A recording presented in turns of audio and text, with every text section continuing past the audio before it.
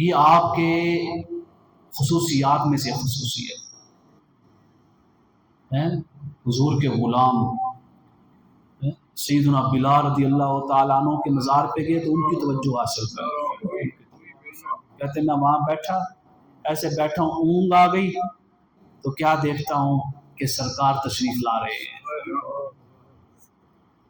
اور سرکار کے ساتھ ایک بوڑھا ضعیف العمر شخص ہے، اور میں بڑا حیران ہوا کہ یہ کون ہے۔ تو میں نے جب پوچھا نا کہ یہ کون ہے تو حضور نے مجھ سے فرمایا، علی جانتے ہو یہ کون ہے؟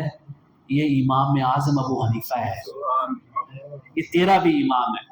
فرمایا بس حضرت بلال کے مزار پہ جب جا کے بیٹھا ہوں نا تو مجھے یہ توجہ حاصل ہو گئی، مجھے یہ بشارت دے دی گئی کہ شریعت میں اگر کسی کو امام ماننا ہے نا تو امام اعظم ابو حنیفہ کو ماننا، حنفی ماننا۔